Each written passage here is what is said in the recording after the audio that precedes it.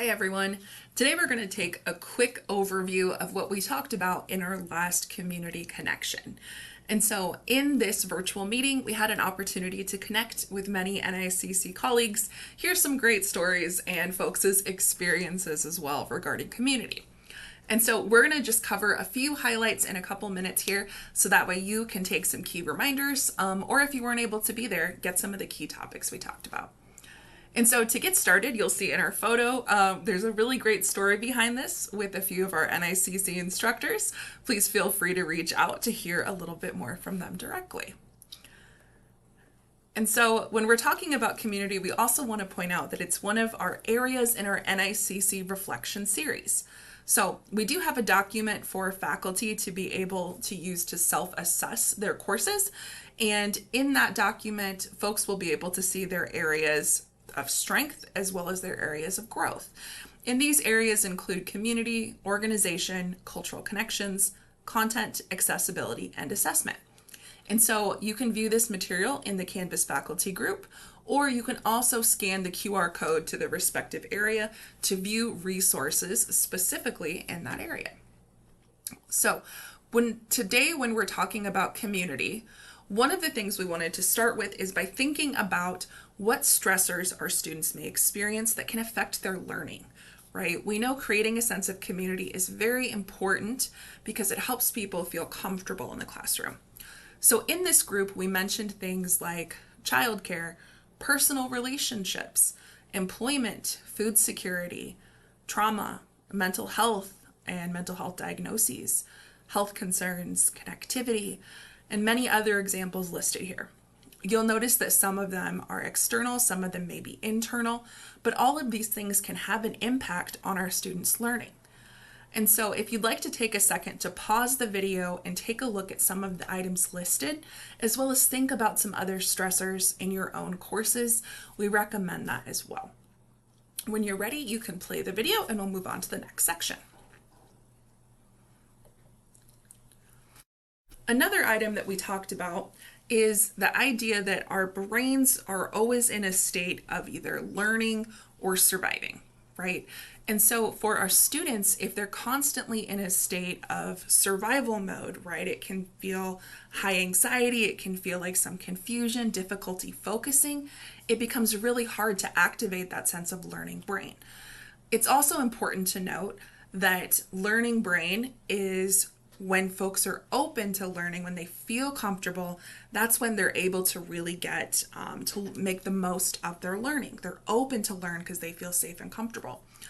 It's also important to note that survival brain is always that the area that's going to trump the other area if fear is involved or if stress is involved.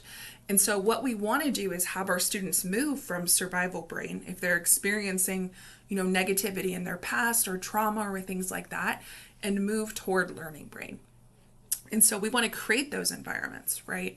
And there was also really good points brought up about how important it is for us ourselves to make sure that we're taking care of our own health and that we're in examples where we're able to have learning brain as educators as well.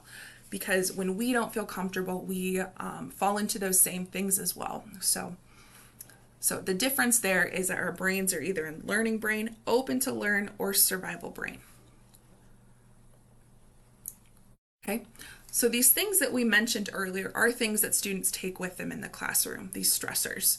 And it's important for us to create classrooms where students are able to move from survival brain to learning brain, right? And that can be really difficult when you're focused on things like food security, or stability in the household, or even things that are related to trauma from many years ago. And we do know that these things are prevalent in all of the populations, right? And then also we know that our communities may be facing certain barriers too for historic reasons as well.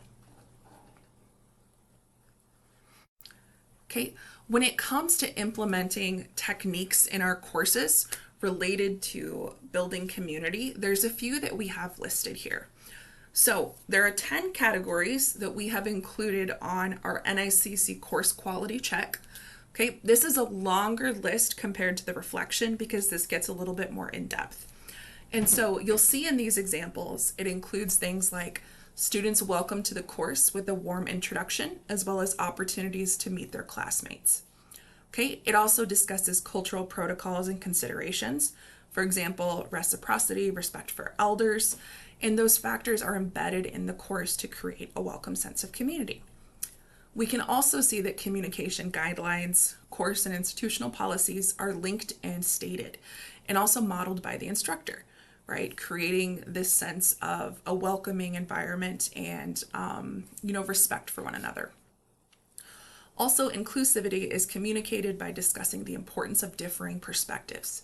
Students are encouraged to share and listen to one another with respect and consideration. Another thing is that students' privacy is communicated. So instructors make steps to create brave and safe spaces, and belonging is emphasized. And we know that belonging is a huge thing when people feel comfortable moving into that learning brain, that comfort. The instructor also communicates high expectations and confidence in students' abilities to meet course goals and standards. And students are acknowledged of having a strong knowledge base and building onto it. This is so important because our students are not starting at zero knowledge. They have knowledge, they have life experiences that we can connect and that they can make connections to the content material. So it's really cultivating the skills that are already there and helping them develop confidence there. Also, students have opportunities to learn as a community through group activities, collaboration, talking circles, and emphasis is put on collaboration and mentoring, group learning, very important. In 1.7, we can see regular opportunities for engagement, including peer-to-peer, peer-to-instructor, peer-to-content, that collaboration aspect. And then students are regularly encouraged to ask questions and share feedback in the course, student needs assessments, and then of course the instructor makes it clear that they value their perspective. We can see how this creates a sense of belonging. And then the very last one we have on 1.9 is students receive regular, clear feedback and check-ins from the instructor, both individually and as a group. And this is important just for students knowing that the instructor is with them, right, checking in, and that they care. So when you are thinking about your own classes, we want to challenge you to answer this question, whether it's today or whether it's longer term. What is one small change you can make today to strengthen community in your own courses? And so we had some great discussions on that, and a big thank you to all of our faculty members who shared in this discussion.